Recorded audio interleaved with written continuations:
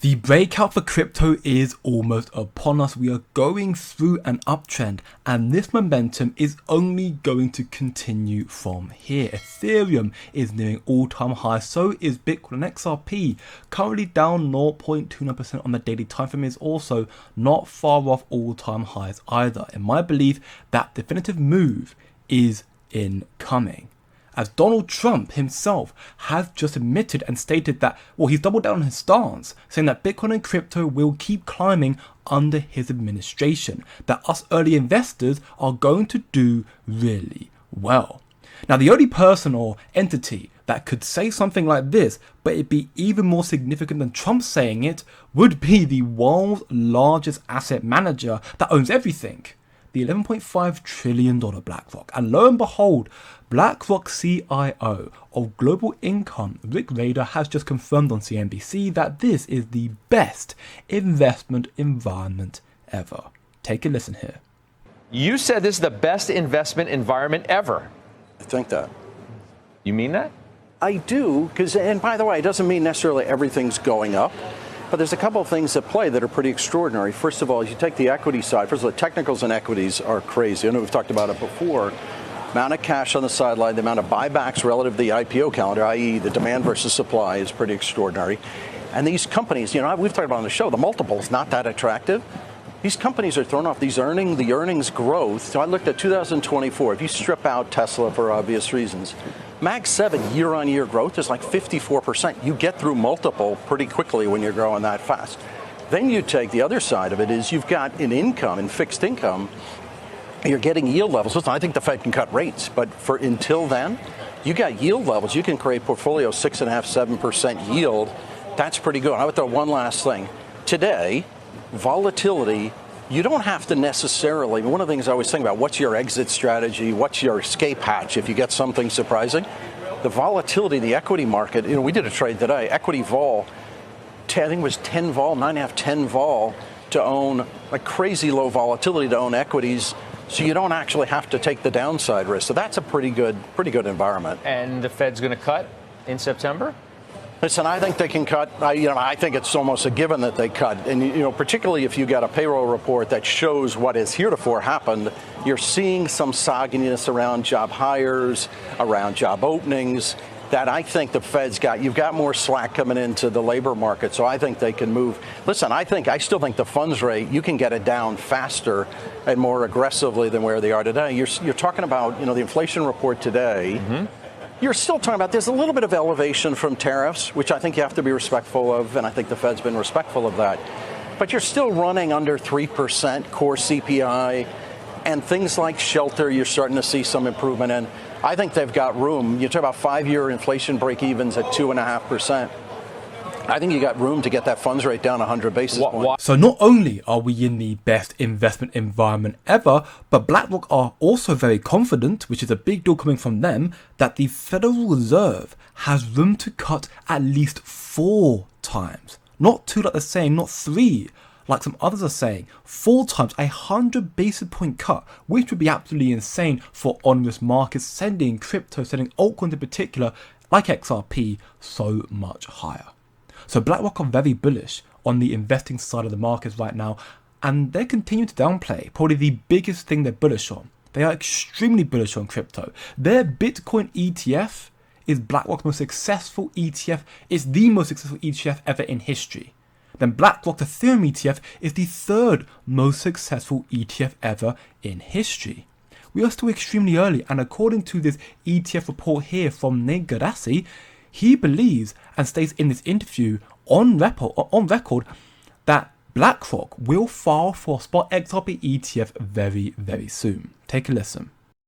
Is saying that I do believe BlackRock will file for both spot XRP and Solana ETFs, though we're getting a little bit late here in the sense of, I think, again, we're getting closer to the finish line and they still haven't filed. Now, maybe they're waiting for that formal framework that we talked about to be put into place, and they're going to swoop in at the last minute and file for these.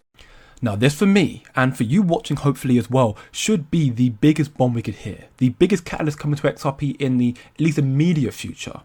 BlackRock filing for an ETF. This will be that flip of the switch moment that allows XRP to flip Ethereum in market cap again. ETH has the third most successful ETF with Blackrock, right? When XRP's ETF comes out, there's a strong possibility that it will be even more successful than Ethereum. At least that's what Stephen McClurg states in this interview here with Paul Barron. The XRP will destroy Ethereum. Take a listen. Why do you think XRP's ETF might perform differently if you kind of compare, I guess, Bitcoin and ETH right now, who are going head to head? What are your thoughts? Yeah, I think there's really three different reasons why I believe that XRP is going to do well versus ETH, for instance. One of them is staking. So if you're actually a bit more crypto native, you're not going to buy an ETH ETF because you can go to one of the crypto exchanges or go somewhere off chain or actually on chain. You can get a 2 to 3% yield. Right. So why would you buy an ETF if you can get a yield on top of your token somewhere else? It just doesn't make any sense. Yeah, for sure. And since XRP doesn't offer that, then it doesn't matter whether it's on an exchange, whether it's in an ETF or not. You're not losing out on anything. So that's reason number one. Number two, I just mentioned it's really the category leader. So the category leaders that people can understand are gonna make a lot more sense. Whereas ETH has a lot more competition in its category. XRP has very little. So people are going to see that as the clear leader. It's done a lot to keep the technology upgraded, continue to move forward, to remain the leader. So, I think that's really, that's really that. And then really the third point here is the demand and the community and the number of people that are following this thing. So, look, I think XRP's $5 billion the first month across the board. So we'll see how that goes, but I believe out of the gate it's definitely gonna outperform what ETH did out of the gate. It is all a matter of when, not even a matter of if, for XRP to flip Ethereum. It is going to happen, and that's evident with the continual expansion and reach that Ripple's getting through their partnership. This flippening is edging closer and closer. We can see right here, Digital Wealth Partners raised $200 million in XRP for its investment fund. Furthermore, Ripple are acquiring stablecoin platform Rail for $200 million. There is no way the likes of Blackrock are not taking note of this. And they don't have, therefore, their fingers hovering over that buy XRP button, launching XRP ETFs. There's no way they aren't. They're going to. They equally know that XRP will be an insane opportunity, the best investment environment opportunity ever. They may also believe that XRP could flip Ethereum's ETFs. It's a possibility, truth be told, because they have so much come into the space. They're so deeply ingrained into the financial sector, and they're the only asset in history in the United States with legal regulatory clarity.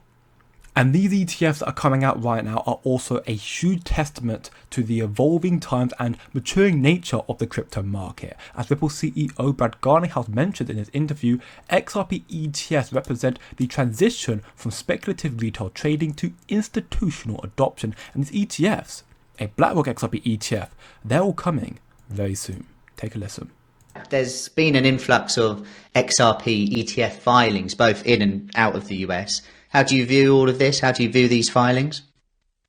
Well, I think part of the transition from maybe more speculative retail into more institutional adoption and participation is the ETF step. Certainly, the Bitcoin ETF getting approved, the SEC was dragged kicking and screaming a little bit towards that outcome. But getting the Bitcoin ETF, I think, was a monumental event in terms of expanding the ability for others to participate, particularly institutional investors.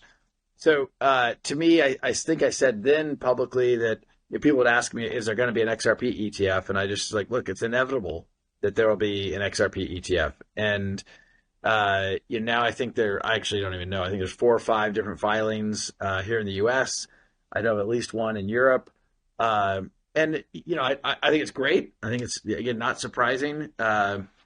I certainly hope that we'll see some of those approved soon, and we'll see them trading so others can participate in the ecosystem that otherwise might not be able to because they don't want to custody crypto themselves or other reasons that may exist. But I'm excited for sure, and I think it's a great sign not just for XRP, but I think it's a great sign for crypto broadly. This is the best investment opportunity. XRP is probably the best asset ever in history to invest into. The ROI is uncalculable. That's my own opinion, not financial advice, but a lot of sentiment seem to support my statement. Because unsurprisingly, it looks like BlackRock don't want to reveal their hand. Apparently, BlackRock reached out to Nick Gadassi and stated that they have currently zero plans for an XRP ETF or for any other ETF, like Solana for that matter. Which all I can say to this is don't believe them. They are lying to you for a reason. They did it before. Larry Fink, the CEO of BlackRock, and BlackRock themselves stated the exact same thing 2 years ago about Bitcoin, saying they were not going to ever bother launching Bitcoin ETFs. Their clients don't want it. And then literally a week or two later, BlackRock filed for a Bitcoin ETF. Same thing for Ethereum. They're not going to tell you they're going to do it until they do it. They don't want you to front run them. They're saying they want XRP ETFs. They are lying to you. BlackRock won't reveal their hand until the very last minute. And we can see here, BlackRock CIO for ETFs is actually going to be attending the incoming Ripple Swell event in November. Now, maybe this is just a coincidence or it's actually a sign of what is coming. Proof that BlackRock believe XRP is the best investment opportunity coming to the space. To find out more, to stay more locked in, to benefit from other incoming opportunities, and look no further here than the VIP. WAP.com/CoinFactory for so much more in-depth alpha institutional documents, educational videos, trade alerts, private weekly lunches, and so much more. Check it all out for free for 7 days. Link down below in the description. And as always, remember, don't look short term, think long term, do your own research, and I'll see you in the next one.